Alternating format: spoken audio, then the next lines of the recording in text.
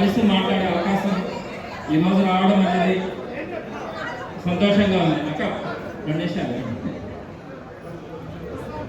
తర్వాత నేను నెల్లూరు నగర నియోజకవర్గ ఇన్ఛార్జిగా బాధ్యతలు తీసుకున్న తర్వాత మొదటిగా నేనైతే అనుకునేవాడిని కనీసం 2 సంవత్సరాలు పడుతుంది పార్టీని మళ్ళా పికప్ చేయడానికి, కానీ పార్టీని అందరి దగ్గరికి తీసుకెళ్ళడానికి ఒక 2 సంవత్సరాలు నెల్లూరు నగర నియోజకవర్గంలో పడుతుంది అనుకున్నాను. ఎందుకంటే రూరల్ ఏరియాస్లో అయితే ఒక క్యాడర్ ఉంటుంది, వర్గాలు ఉంటాయి, విభేదాలు ఉంటుంటాయి. కానీ అర్బన్ ఏరియాస్లోకి వచ్చేటప్పటికి అటువంటి ఉండదు, ఎవరి పార్టీ వాళ్ళు అన్నట్టుగానే ఉంటారు. మరి అలాంటి అర్బన్ ఏరియాల్లో మనం పార్టీని పికప్ చేయడానికి సమయం పడుతుంది అనుకున్నాను.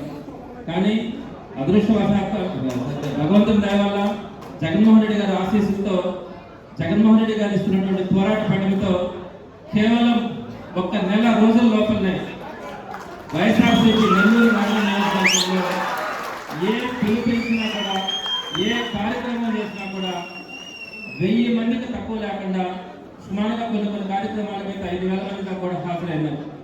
ఈ రోజు కూడా ఇంపార్టెంట్ లీడర్స్ మాత్రమే ఈ రోజు మనం అందరం కూడా రమ్మని చెప్పి మాట్లాడుకోవడం జరిగింది. ఎందుకంటే మీకు అసలు ఎందుకు మనం ఈ కార్యక్రమాలను పెడతా ఉన్నాం అనే విషయం తెలియజేయాలన్న ఆలోచనతో ఇంపార్టెంట్ కార్యకర్తల నాయకులు మాత్రమే ఈ రోజు మనం ఆహ్వానిస్తున్నాం.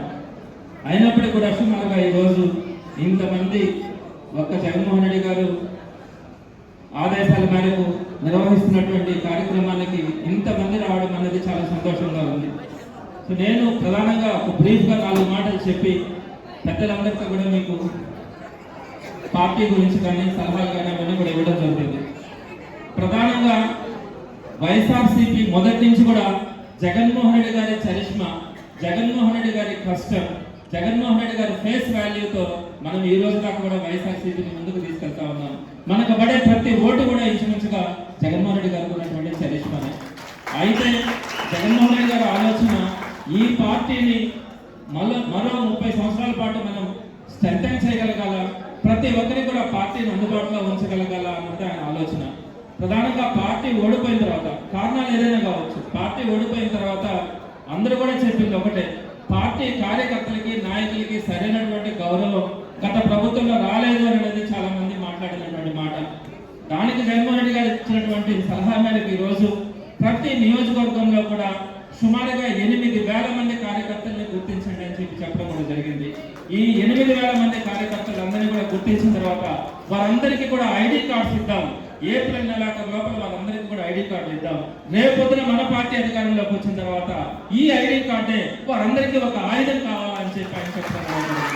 రేపొద్దున మీ జేబులో జగన్మోహన్ రెడ్డి గారు ఇచ్చినటువంటి కార్డు మీ జేబులో ఉన్నప్పుడు మీరు 10 మందికి సహాయం చేయాలన్నా, మీరు 10 మందికి సహాయం చేసే స్థాయిలోకి మీరు వెళ్ళాలన్నా కూడా తప్పకుండా కూడా ఈ ఐడి కార్డు మీ అందరికీ కూడా ఉపయోగపడాలన్న ఆలోచనతో జగన్మోహన్ రెడ్డి గారు తీసుకున్న నిర్ణయం మేరకే ఈ రోజు మనం కమిటీలన్నీ కూడా వేసుకుంటా ఉన్నాం. సుమారుగా నెల్లూరు నగర నియోజకవర్గంలో 80 యూనిట్లుగా చేసుకొని ఒక్కొక్క యూనిట్లో 80 మందిని మనం అందరినీ కూడా ఇన్వాల్వ్ చేయాలనుకుంటా ఉన్నాం. సుమారుగా మనకి అదంపక్షాలు వేసుకున్నా కూడా 8,000 మంది కార్యకర్తలు నెల్లూరు నగర నియోజకవర్గంలో తయారు చేసుకోబోతా ఉన్నాం. వీరంతా కూడా జగనన్న సైన్యంలాగా ఎలక్షన్స్ లో కూడా ఈరోజు అందరికీ కూడా తెలుసు, కూటమి ప్రభుత్వం చేసినటువంటి అరాచకాలు కానీ, కూటమి ప్రభుత్వం తీసుకుంటున్నటువంటి నిర్ణయాలు కానీ ప్రతి ఒక్కటి కూడా ఎంత దౌర్భాగ్యమైనటువంటి పరిస్థితుల్లో ఉన్నాయో మనందరికీ కూడా తెలుసు. ఈ రోజు ప్రతిపక్షంలో ఉన్నా కూడా మీరందరూ కూడా, మనం అందరం కూడా కష్టపడి పనిచేస్తా ఉన్నాం, అవతలను ఎదుర్కొంటా ఉన్నాం, మన కార్యకర్తలు కాపాడుకుంటా ఉన్నాం, మనం ప్రజల తరఫున పోరాడుతా ఉన్నాం.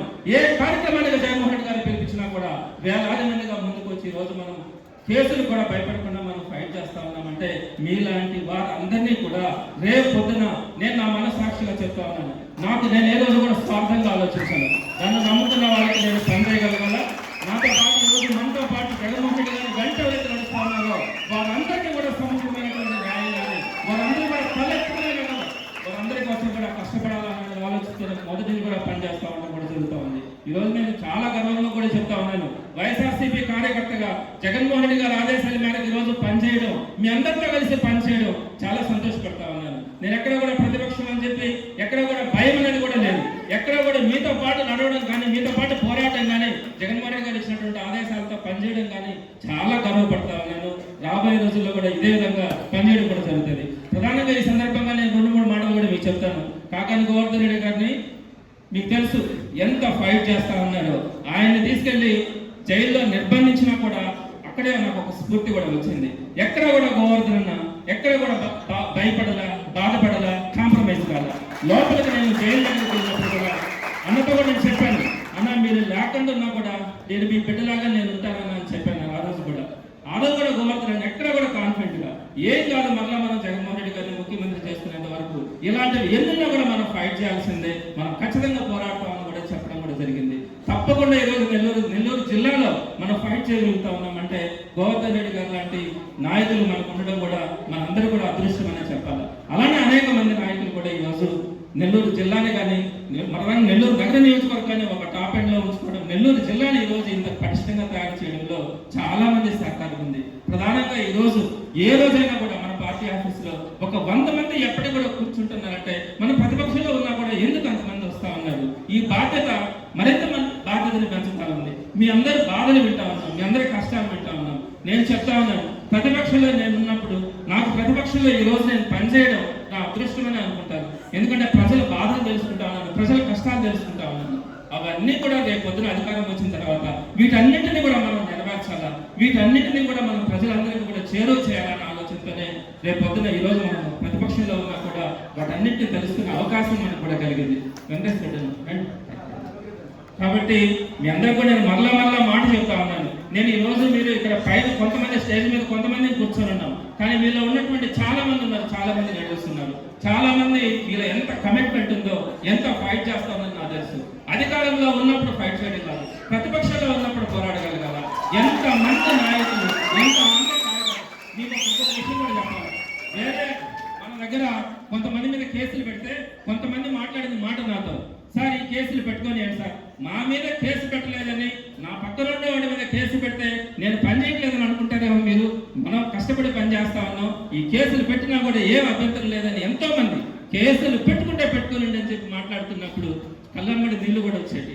నేను తప్పకుండా కూడా నేను చెప్తా ఉన్నాను, నేను ఎట్లాంటి స్వార్థం లేకుండా కూడా ఇప్పుడు పనిచేయడం కానీ ఆ తర్వాత కూడా పార్టీ కోసం నమ్ముకున్న వారందరినీ కూడా ఆ గౌరవం వచ్చేలాగా మీతో పాటు నడుస్తానని కూడా సవినయంగా తెలియజేస్తా ఉన్నాను.